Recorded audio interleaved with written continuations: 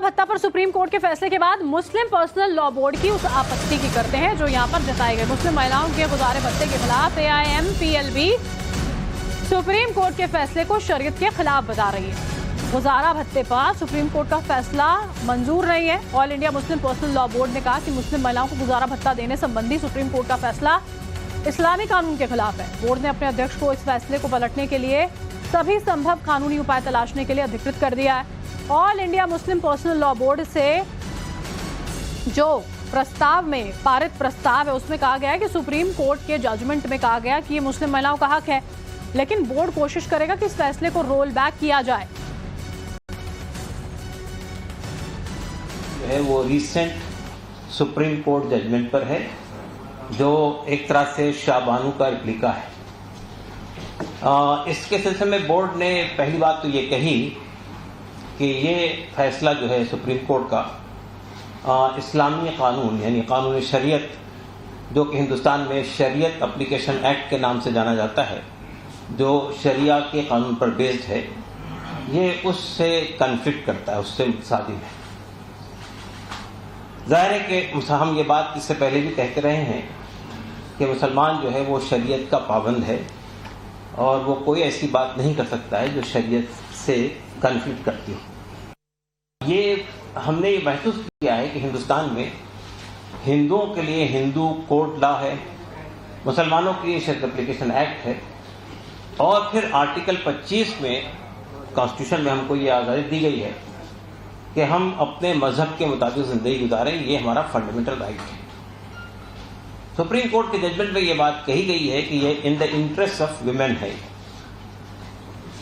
ये जो जजमेंट है वो औरतों के मफाद में या औरतों की भलाई के लिए दिया गया है।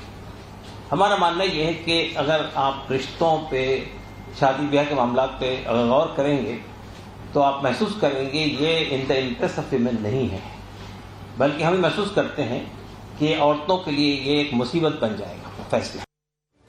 हमने ये बात कही है कि मुस्लिम पर्सनल लॉ बोर्ड की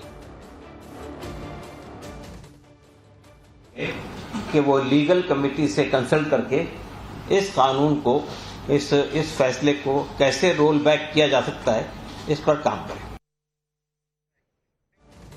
गौरव हमारे साथ इस वक्त लाइव जुड़ चुके हैं। गौरव, पूरी की पूरी कोशिश यहाँ पर यह है कि ये फैसला रोल बैक करवाया जाए। बहुत ज्यादा आपत्तियां इस पूरे फैसले को लेकर। बिल्कुल, देखिए, all India Muslim personal law board जिस दिशा में इस पूरे फैसले को ले जाने की कोशिश कर रहा है, दरअसल वो उसे शरीयत से जोड़कर देख रहा है। लेकिन सुप्रीम कोर्ट ने ये आदेश किसी भी धर्म की महिला को उसके अधिकार के तौर पर दिया है, किसी दया के तौर पर नहीं है। जो दलील all India Muslim personal law board की तरफ से दी जा रही है कि तलाक खत्म होने के बाद अगर शादी एग्जिस्ट ही नहीं करती है तो ऐसे में मेंटेनेंस या गुजारे भत्ते की कोई बात नहीं होती है। दरअसल ये कोई दया भाव से गुजारा भत्ता नहीं देना है, दरअसल ये महिला के कानूनी अधिकार के तौर पर सुप्रीम कोर्ट ने दिया। और यही वजह है कि सुप्रीम कोर्ट ने CRPC की धारा 125 को किसी भी कानून से परे बताते हुए कहा है कि किसी भी धर्म की महिला इस कानून के तहत जो है वो गुजारे भत्ते की मांग कर सकती है और इस पे किसी भी तरह का कोई धार्मिक कानून लागू नहीं होगा, ओवरलैप नहीं करेगा। ऐसे में चाहे शरीयत हो या अन्य धर्म के कानून, पर्सनल लॉज, वो इस पर लागू नहीं होंगे। अब चूंकि all India Muslim personal law board जो है वो देश भर के मुस्लिमों की रहनुमाई करता है और वो ये कहता है कि हम उनके इस्लामिक कानून, शरीयत और मुसलमानों के हित को लेकर आगे बढ़ते हैं। ऐसे में सिर्फ इस दिखाने की रेस में कि वो मुसलमानों की दौड़ में उनके साथ है, मुझे लगता है कि ये उचित नहीं है। लेकिन चूंकि all India Muslim personal law board ने इस पे प्रेस कॉन्फ्रेंस की, और मैं आपको बता दूं कि ये सिर्फ मुस्लिम महिलाओं से जुड़ा नहीं है, चाहे वो ईसाई धर्म की महिला हो, जैन धर्म की महिला हो, पारसी धर्म की महिला हो, बौद्ध धर्म की महिला, सुप्रीम कोर्ट का आदेश हर अधिकारों से जुड़ी हुई बात है और उसी को लेकर इस तरह से मुखालफत की जा रही है, वो हम देख रहे हैं। देखते हैं कि क्या कुछ यहाँ पर सुप्रीम कोर्ट में होता है। गौरव, हम आपका रुख फिर से करेंगे। फिलहाल के लिए आपका बहुत शुक्रिया। इसी बीच में